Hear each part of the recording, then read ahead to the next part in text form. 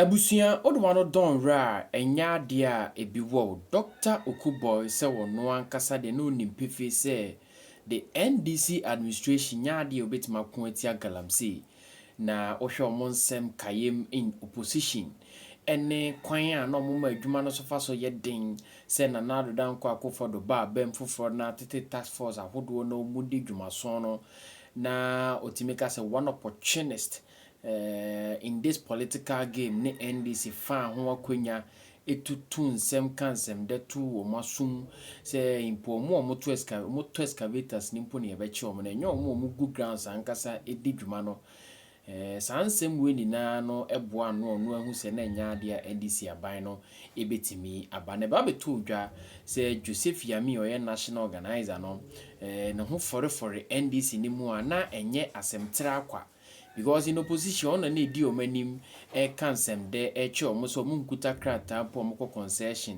ai nei obetina emabuna fa tumi ahwo omsem ko eye concession site se omo so kwa kodidi ho na ye ho eye omukro mu free so no enye mra kwan so nsem we ni na ana akanfua ama we ni na no ne yensu wansuwa ne forestry even forest commissioner mo nwura mu di omudwuma mpotimi betina fie se de aduru ne de omonkwan kasa na edagyamu anya de omeko obiuma enwo mo yese ono oye practical politician intini we no okofom ne nkofo manfo no mkodidi nkomo a na echepefe se na aban no ehwe mo putupa omode omoba aban mo omode omonsambo nkumini ne fani na afunya meye sikakoko na very surprising say NDC amanyuko no always talk about the achievement on good sorry see to the question is here na all of a sudden we ni na puba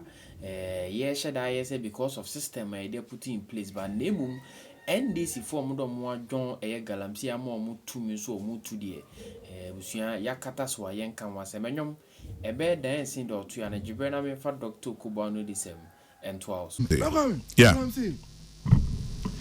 President Mama any NDC omo ho a akire omo Galamsey enye mi won wa kra are bra kwa me say me a practicing politician say na me bra hatna yi oh yeah practicing politician I like that practice say Oko from me knocking for doors catch him some patcho but to abama me mom catch say doctor when a problem when a strength why buying when any problem when intimate in some form now apart from meeting some no masa asua me opponents no almost strategy no almost tactics one of the most formidable opponents you can meet by election NDC of course me see point be obefa on your vote say obefa nchen kro obefa nchen na Galamsey enye no problem but the ma Galamsey ku din ama Ghana I be din ama every leader 2018-2019 nakwami time President Kufuor aka say Ghana nyina na nkofo refi say nana ba 2017 na Galamsey nakwami agin nsemo yeah before Kufuor be president the India nana declare war on Galamsey in his first year and he said or he inherit a practice and na ensure ni environment yes no and then go for come can say the said you MPP 8 years ni pen na Ghana Galamsey emini yen Kufuor starting kunu welcome results no start the India nana can say even if I have to sacrifice my president people don't understand or can say because akuna na was starting all the way Ghana no Ebi more direct interest is so more multi Galamsey areas any businessmen one shall you risk losing them and yes now all risky omukita gold sika any communities omutu gold one shall parliamentary numbers basic form one shall crowd be opposition na time Ekufuor ni abri Pristia Wuni Valley takwa communities are mining war all fighting in ama boys ye echi ebi mu ni ama no na obi afanchen ahun say hey papa we ni ye no voters bi wo amubuefu say ye coin message bi a ebetimi agi aba basket no mu ento mo konchen ade mo kan say mansa enyam na nkai wo say enchi o penifo no mo to excavators o mo no mo say prison mo de ye bakra ya chibu kra be say den I release mu kwami if you have a national fight and a politician who can be a president as an opposition leader then John Dramani Mama temika na openly, not underground though. Say ya ba mo ya chimu kra say mu say environment no. Ebe mama kofie na nyam na mo say arrest. E mpanyifo no mo to machine no. Rakwami, ukasa. You can easily win over all those people. Na ya kuama Ghana no. No one share ye ho achire. That's exactly what happened in 2020. Into watch here after 2020 no, Ekufado tena odi no say if you even send a parliament here, Christian will need value. Takwa all the places were endangered. Now the worst part in say Okoe underground no catch here. Omo one say be so mumwa. Oba outside na Oshia middle class. Mining the say Ghana. The illegal mining. Sorry, illegal mining. But Okoe for man wako G votes. Fast forward, 2024. Hey, all of a sudden, party Okoe from Kokache boys and he say, "Enyamu." Now we know na money did. In fact, before I forget, Bakusu ana dangerous. He say, "Omo timi kawasi aka say, omo mo kita concession, omo to go to Ghana sa ahwe mo man, mo kro anye, mo so se mo didi concession ko betimi agibe mamu." That's why boys need you from all those towns, you know. Omo timi borrow concession mo. They are not enye say by accident to. Eye nanu kasa free nkrofo mo kita tumi ene. Never coming. 2024. NDC is so smart and skillful. So I'm going to convince the whole TUC in Ghana say, Masa, Galamsey the whole president. So just now on same. What me borrow areas no na short time no na braka me finish you biana and no I stop Galamsey. Na braka time o mo kasa no. No mo ya aware say unemployment and a youth or more idle. Nina counter boys on a echo pits no black army. No more aware. Say excavators in our back room. NDC never spoke about why Befasua. You bet me a stop Galamsey. The Omoya ni say Omo inside. I'm say a state of emergency and black army. State of emergency and a airline and a black army. In fact, the Emma me was Omo skillful ni say till you cross Omo Nkwejumabi workers were Ghana. Because of Galamsey. Now, the air dangerous and say, Tama, NDC catch Ghana and say, Galamsey, you know, who come many areas, almost candidates in Bebre, almost Jinano, Bebre, Galamsey champions, as in mining champions. Now, and then make kind Bibi Kakra from Catholic bishops. My latest one and another previous one. Latest one, Ragami. Na say me know the latest nyaman kutin na yedi agro bra. Now, unse Catholic bishops no. Omo ye one of the groups are me adma pa rakami. Because omo kasa ehun etio. Sebi omo kasa basa. And obi anim say omo ni political interest. Omo hwe Ghana. Say na me the honorable ye hwe Ghana no. Now make quote some part of their speech. Omo see disturbingly some politicians, members of parliament, municipal and district chief executives, chiefs, religious figures, and even members of our security services have been implicated. Shielding illegal operators for personal gain, granting illicit concessions, or remaining silent when duty demands bold speech. This betrayal of trust cuts to the very marrow of our national identity. We call such leaders to repentance without delay. Worse still, Galamsey has matured into a threat to national security. It enriches criminal cartels, breeds lawlessness, and foments violent conflicts in mining communities. Yet, in the face of this, Yet,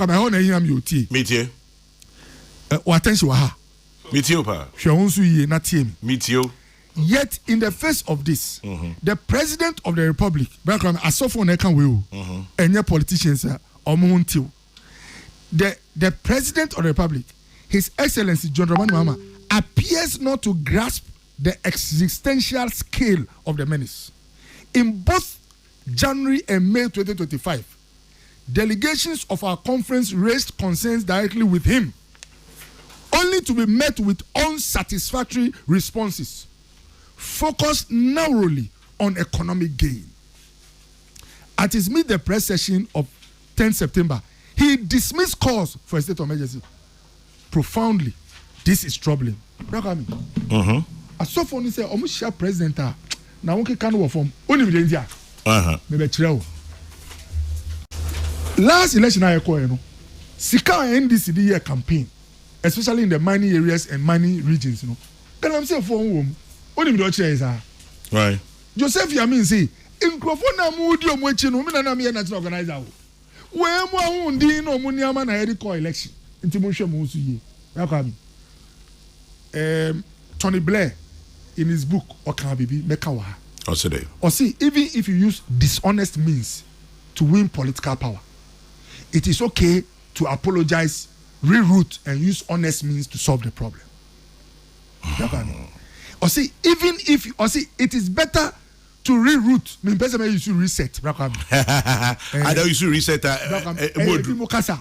Me. I brofo kasa. I kasa emma me ko position. Me shasa kasa na me fan chain. Rakami.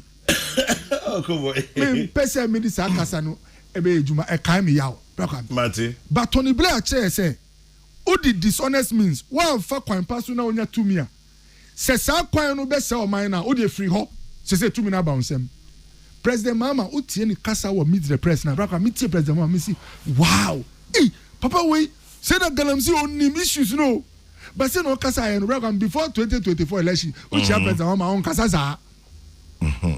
But afedie wa back kwan no so. Na member example bi wa me ma another station braka bi. Say obi so person onye producer of this show. Yeah. And a campaign odibe to Kojo Asante no say ye ba ha ye nyina ye di chicken baako. Any emo sebi stew kran ni ho. Na ono ba we ma ye chicken 2. Chicken no nso e be free papa ye mu edru. Na odi stew account. Na ba ka me ye gina no nso 2 aba na ye yi Kojo free ha. Na be di producer. Na fe de e ba show no so a emokra omaya hausa koko obi se omo no se abuche nyina nya baako na yen hwe kwan e be fa so a e be di balance diet welcome me and say na nyina be baako support sa producer no ji se wa apologize se kasa odi be yi Kojo ha no osre welcome me but what I say enti NDC to me mbo brabi enka che say yakita to me wo soldiers sunti no say ya serious me brother Sam George and Opa Michiano ya serious within 1 week is enough to flash out these guys. Until means fasa kasano and convince all workers and sorry ntiaye na the next day no wa be ka che say ya nyina nya baako boys ni na ejuma gold ye no na discover hey ena enyuma utu sa nyuma nka sanka 30 40 anka 41.0 enya yi anka be beti 45 enti wa fon de didi amene wa ye ho so asofo kasa kama bragami solutions I didn't the Oma found the AtiGya. I didn't that. Oma found the AtiGya. What's how much you assume estro? What's now a cha? Ye ko enim. Interact solutions. Yeah. The first we have free consultation. The first move I was a president in taking this within even his party. I was on from when you know from Bonkomo. Your party forward NDC more. Impression mo kita ni say because say the gold Galamsey scadio mobile power no. Enya dia ye better wo. But I was say President in Fra Wonka John say massa say mudi mu hu jimu kra Ghana nti mo hwe mo yi say we are going all out. Sir meeting e be ma obi tse Joseph Yamin na kuma na ba form ama wakoka che gold for no say illegal no dey e say ye kwaye any issue. That's the first point. The other one even parliament they have to meet. There must be a meeting in parliament. But I can say without any fear say 70 to 80% of almost all MPs that came from many areas. Say no one kasa na omo involved in illegal mining. One shana ebia sky di omo buy no obi oye illegal kan. Enti sa kasa no so hia e wo ho. Say na Tony Blair kan no one fa boni kwan so di adnya 2 minu. O di anya hwe sakra na boa na yam Ghana ni ye. And the other leg so I was saying meetings traditional authorities. Ahemfo. Oh, now so ohini pini ya sebi. There are two things. Either ohini no sebi oebia original royalties kakra from mining na ekoso no. Ana ohini no free aban kra aban fi no. Pacho nema me no. Okay. Ohini bi wo ha on pay the ekoso no.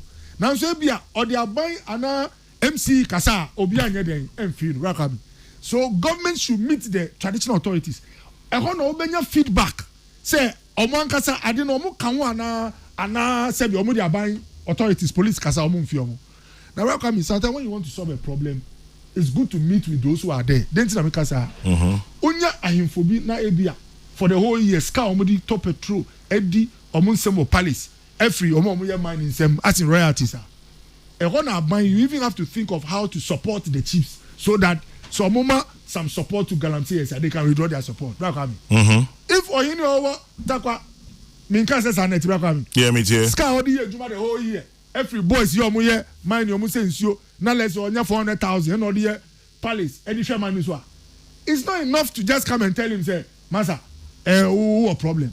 You have to judge also in Yankitan with you. Exactly. It's what I mean. Problem where there say President Mama and free consultation Mama Nuya or call even national executive meeting. I want the back one shot or man wild. He said, "I so say Joseph, I mean, no committee. Your friend first catch and say, Obey Abuche, friend one may President Wild." But I mean, finally, me can't wait. Asempa, I'll repeat it here. We a politician. Now instead of Ube resorted to a dream, cognitive stimulation. Niama Ube dream to solve a problem. We a politician now first solutions embedded to me. Now so who resorted to say Ube manipulating for emotion. Emotion just say, why should I say Hano?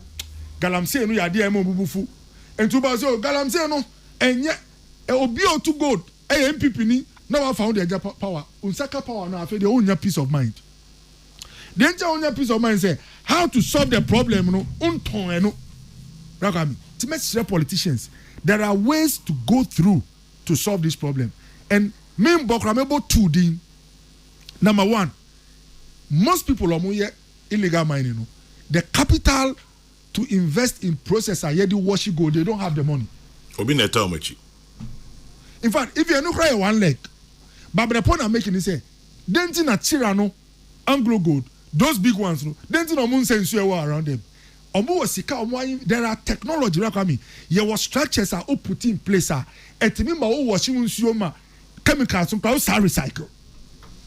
But your boys see, Saskana editors are no one either they don't even know technology exists, and the money they don't have. Any government that is serious about dealing with mining in Yamano, one, you have to ask yourself, what is being done elsewhere? What is the amount of money involved? How do you bring them together? When manifesto the last time, they had to read to us. But Oba also, Ushiobi are too good at Sebi or ye MPP. And the Emma Mr. Krama Ghana and he said, national security, about Bemuda, only say national security boys, party boys are, yeah, Pekwan Bishop, Bibika Krama. Brown, almost Ashanti region, almost a soldier, and so Munyebi. Into almost sweavy green, no mind brown. And your friend, something like a soldier. Yeah, something like a soldier. Welcome, I the Omoya, I didn't cry, Minka Kama. Sikakani say, almost show me no pay one official soldier back. So your detailed national security. No, look at the two. Just only illegal. They were chilling in a illegal. The Emma Miss Roma Garden said, Nancy, Omuko, Forestry Commission Office. I go catch a forestry officer and say, Mubo Jumado, Mon Coffee. I was shanty reading. No inspection, no hygiene, and two months of coffee. Welcome. And I can say, still no, Omunam Ghana, Mestre. I'll repeat Tony Blair. If you use dishonest means to get power, it's okay to reroute and use honest means to solve a problem. But first of all, come and apologize to all of us. Now, the Emma in Cransheba come and say, I no pay Ghana for multi million honorable. Where Futu are honorable, then super and Tisa cry. And the answer man say Futu. Omo multi no sebi omunya kwasera kami. Na no omo no mu yi NDC ni John Mama Fio 2016. Emo mu my vote ayen mu bi da. Sa Ghana for na eno mu hwe ye ni ye no mu ka say after 8 years no ye yi mu free ho e the NDC aba. Se wo free se unsa katumi na untie asofo untie Ghana for na on ye kukwasa bra kwa mi. Sa kukwasa no o kire bi wanhwa e be toye line mu ama Ghana for aka se mu mbra ye ogide se masakra na yɛn fa ɔman no nhyɛ mu nsɛm midas. Bernard Okoe, former health minister near Tin Kano, and Alexander KK Aban Esquire, former MP Gomoa West, lawyer near Nebro for Ting. But I say, for the past 5 weeks.